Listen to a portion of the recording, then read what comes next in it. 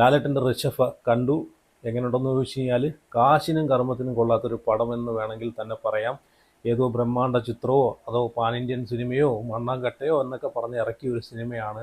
സത്യം പറഞ്ഞാൽ ലാലേട്ടനോട് ഒരു കാര്യം ചോദിക്കുകയാണ്, എന്തിനാണ് ലാലേട്ട ഇങ്ങനെ ജനങ്ങളെ വെറുപ്പിക്കാൻ, ജനങ്ങളെ വെറുപ്പിങ്ങനെ മേടിച്ചു കൂട്ടുന്നത് അല്ലേ?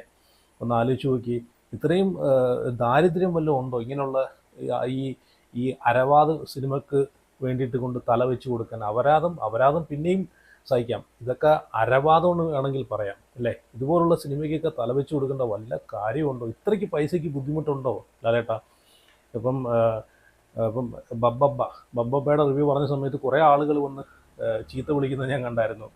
ഞാൻ പറയല്ലോ, ഉള്ള കാര്യം ഉള്ളതുപോലെയാണ് പറയുന്നത്. ഇവിടെ നിങ്ങളെ പൈസ കളഞ്ഞിട്ടോ അല്ലെങ്കിൽ നിങ്ങളെ പൈസ പോയാലും കുഴപ്പമില്ല, പോയില്ലെങ്കിലും കുഴപ്പമില്ല, ഉള്ള കാര്യം ഉള്ളതുപോലെ പറയുവാണ്. ഈ സിനിമ എന്ന് തിയേറ്ററിൽ ചെന്ന് നിങ്ങൾക്ക് ഒരു 100 രൂപ മുടക്കി അല്ലെങ്കിൽ ഒരു 150 രൂപ 200 രൂപ മുടക്കി കാണുന്നതിന് വല്ലതും നിങ്ങൾക്കും കൂടെ കുറച്ച് എന്തെങ്കിലും ഒരു ബെനിഫിറ്റ് കിട്ടണ്ടേ എന്ന് വിചാരിച്ചിട്ടാണ് ഇതിൻ്റെ സത്യസന്ധമായിട്ടുള്ള ഒരു റിവ്യൂ പറയുന്നത്. അത് പറയുമ്പോഴത്തേക്ക് കുറേ ആളുകൾക്ക് കുരുപൊട്ടിയിട്ടൊന്നും കാര്യമില്ല. ഇനി ഫാൻസ് ആണെങ്കിലും ഇനി ആരാണെങ്കിലും ഉള്ളതുപോലെയാണ് പറയുന്നത്. അപ്പം ഋഷഭയുടെ കാര്യം പറയുവാണെങ്കിൽ ഞാൻ കഥയൊന്നും പറയുന്നില്ല, വേറൊന്നുമില്ല. കഥ പറഞ്ഞിട്ടും കാര്യമില്ല, ഇതിനകത്ത് കഥയില്ലാത്തൊരു സിനിമയാണ്. ഏതോ നൂറ്റാണ്ടിൽ നടക്കുന്ന ഏതോ വലിയ കഥയാണെന്നാണ് പറയുന്നത്. അങ്ങനെയുള്ളൊരു കഥയൊക്കെയാണ് കാണിക്കുന്നത്. അത് ഏത് നൂറ്റാണ്ടിലാണെന്ന് വെച്ച് കഴിഞ്ഞാൽ അഭിനയിച്ച ലാലേട്ടനും അറിയത്തില്ല, ആ സിനിമ എടുത്തേക്കുന്ന ആർക്കും അറിയത്തില്ല, അതിൻ്റെ സംവിധായകന് പോലും അറിയത്തില്ല. ആ രീതിയിലുള്ള സിനിമയാണ്.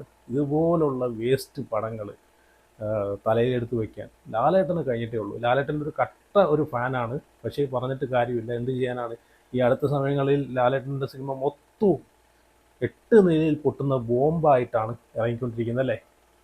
അപ്പം ബബ്ബബ്ബാൽ കൊണ്ട് തലവെച്ച് കൊടുത്തേക്കുന്നത് വല്ല കാര്യം ഉണ്ടായിരുന്നു അതിനകത്ത് കൊണ്ട് തലവെച്ച് കൊടുക്കേണ്ട. അത് കഴിഞ്ഞിട്ട് അടുത്ത ബോംബ് ക്രിസ്മസ് ആയിട്ട് സിനിമ ഇഷ്ടപ്പെടുന്ന ആളുകൾക്ക്, കുറച്ച് എൻ്റർടൈനിങ് ആഗ്രഹിക്കുന്ന ആളുകൾ ക്രിസ്മസ് ആയിട്ട് ഒരു സിനിമ കാണാൻ പോയതും അത് ഇങ്ങനെയായി അല്ലേ? ഒന്ന് ആലോചിച്ച് നോക്കി. ബ്രഹ്മാണ്ഡ പടം, പാൻ ഇന്ത്യൻ പടം, മണ്ണാങ്കട്ട എന്നൊക്കെ പറഞ്ഞ് അടിച്ചിറക്കിയിട്ട് ഇത് 2 കാലഘട്ടത്തിൽ നടക്കുന്ന പടമാണെന്നാണ് പറയുന്നത്. ഏകദേശം ഇത് കണ്ടപ്പോഴത്തേക്ക് ആറാട്ടുണ്ടല്ലോ, ഇവിടേക്ക് കുറേ ആറാട്ടിൻ്റെ കുറേ സാധനങ്ങൾ കൊണ്ട് ആറാട്ടി വെച്ചേക്കുന്ന പോലെയാണ് എനിക്ക് തോന്നിയത്. പിന്നെ ഇതിൻ്റെ കഥ ഞാൻ പറയുന്നില്ല, ഞാൻ പറഞ്ഞല്ലോ ഇതിൻ്റെ കഥ പറയാനെ കൊണ്ട് ഇതിനൊരു കഥയില്ല. ഈ ഇത് ഉണ്ടാക്കിയേക്കുന്ന, ഇത് മേക്ക് ചെയ്തേക്കുന്ന ആ പുള്ളിയെടുത്ത് ചോദിക്കുകയാണ് ഇതിൻ്റെ കഥ എന്താണ്, നിങ്ങൾക്ക് ഇതിൻ്റെ കഥ വല്ലതും അറിയാഞ്ഞിട്ടാണോ ഇങ്ങനൊരു സിനിമ എടുത്ത് വെച്ചേക്കുന്നതെന്ന് പുള്ളിയെടുത്ത് ചോദിക്കണം. പിന്നെ ഇതിൻ്റെ VFX ഗ്രാഫിക്സും കാര്യങ്ങളൊന്നും പറയേണ്ട കാര്യമില്ല. അത് ചെയ്തേക്കുന്നവനെ കണ്ടു കഴിഞ്ഞാൽ കഴുത്ത് പിടിച്ച് ഓടിച്ചു കളയാൻ തോന്നും. ആ രീതിയിലുള്ള പരാക്രമങ്ങളൊക്കെയാണ് ഇതിനകത്ത് കാണിച്ചു വെച്ച് ഞാൻ പറഞ്ഞില്ല, അപരാധമല്ല അരവാദം എന്ന് വേണമെങ്കിൽ പറയാം. ആ രീതിയിലുള്ള കാര്യങ്ങളൊക്കെയാണ് ഇതിനകത്ത് ചെയ്തു വെച്ചിരിക്കുന്നത്. എന്തോന്നിടയിൽ ലാലേട്ടൻ വന്ന് ലാലേട്ടൻ ഒരു സിനിമ ഈ ലാലേട്ടൻ്റെ സിനിമ കാണുന്ന ആളുകൾ, ഫാൻസിനോട് പോലും ലാലേട്ടൻ്റെ ഒരു ഇതില്ലാത്ത രീതിയിലാണ് ലാലേട്ടൻ ഒരു സിനിമയെന്ന് വെച്ചാൽ ഗിവ് ആൻഡ് ടേക്ക് ആണ്. ഇപ്പം അതിനകത്ത് അഭിനയിക്കുന്ന ആളായിക്കോട്ടെ, ഡയറക്ടർ ആയിക്കോട്ടെ, തിരക്കഥാകൃത്തായിക്കോട്ടെ, ഇവരൊക്കെ കൊടുക്കുന്ന ഒരു സാധനം അങ്ങോട്ടാണെങ്കിലും ഇങ്ങോട്ടാണെങ്കിലും ഒരു ഗിവ് ആൻഡ് ടേക്ക് ഉണ്ടെങ്കിൽ മാത്രമേ വിജയിക്കത്തുള്ളൂ അല്ലേ?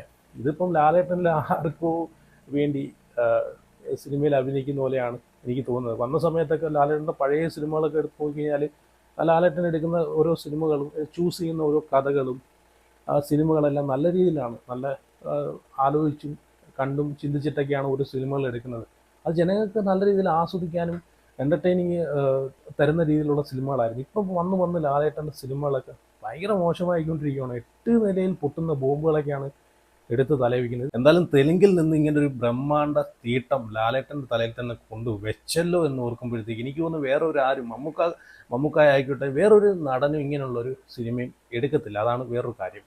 ചിലപ്പോൾ അതുകൊണ്ടായിരിക്കാം ലാലേട്ടന് തന്നെ ഈ ഒരു തീട്ടം കൊണ്ട് തലവെച്ച് കൊടുത്തിട്ടുള്ളത്. പാൻ ഇന്ത്യൻ സിനിമയാണ്, ബ്രഹ്മാണ്ഡ ചിത്രമാണെന്നൊക്കെ പറഞ്ഞിട്ട്. എന്തുവാണ് ഇതിൻ്റെ സത്യം പറഞ്ഞാൽ ഡയറക്ടർ എന്തുവാണ് ഇത് പണി വെച്ചേക്കുന്നതെന്ന് വെച്ച് കഴിഞ്ഞാൽ ഒരു പിടിയും കിട്ടത്തില്ല. ഞാൻ ആദ്യം പറഞ്ഞ പോലെ പുള്ളിക്ക് തന്നെ അറിയത്തില്ല ഇതെന്താ കഥ, ഇതെന്താ സംഭവം. ആ രീതിയിലാണ്. കാരണം ഇതിൻ്റെ കോസ്റ്റ്യൂം ആയിക്കോട്ടെ ഇതിൻ്റെ ഒരാൾക്കും ഇതിൻ്റെ കോസ്റ്റ്യൂമും ചെയ്തത്, പ്രത്യേകിച്ച് ലാലേട്ടന് കൊടുത്ത കോസ്റ്റ്യൂമും കാര്യങ്ങളും ഒന്നും ഒരു കാശിനും കർമ്മത്തിനും കൊള്ളാത്ത രീതിയിലാണ്. ലാലേട്ടനെ കാണുമ്പോൾ തന്നെ നമുക്ക് ചിരി വരുന്ന ഒരു രീതിയിലാണ് ആ ഒരു സിനിമ കണ്ടുകൊണ്ടിരിക്കുന്നത് നമുക്ക് തോന്നുന്നത്. ലാലേട്ടനെ കാണുമ്പോൾ ചിരിയാണ് വരുന്നത്. ആ ലാലേട്ടൻ്റെ ഒരു ഗെറ്റപ്പും കാര്യങ്ങളും ഞാൻ പറഞ്ഞല്ലോ, എവിടേക്കോ കുറേ മറ്റേ ആറാട്ടിൻ്റെ കുറേ ആ ഒരു ഫൈറ്റും കാര്യങ്ങളൊക്കെ കയറി വരുന്നതായിട്ട് എനിക്ക് തോന്നി, റെഫറൻസൊക്കെ കയറി വരുന്നതായിട്ട് തോന്നി.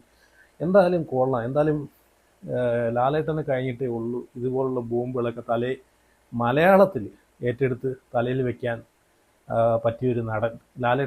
ലാലേട്ടനെ കൊണ്ട് പറ്റൂ ഇതിനൊക്കെ അല്ലേ. ഞാൻ ഇവിടെ ലാലേട്ടനെ കുറ്റം പറയുമ്പോൾ ഇനിയിപ്പോൾ ലാലേട്ടൻ്റെ ഫാൻസുകാർ വന്ന് ചിലപ്പോൾ പൊങ്കാല ഇടുമായിരിക്കും, പക്ഷേ ലാലേട്ടനെ കുറ്റം പറയുമല്ല.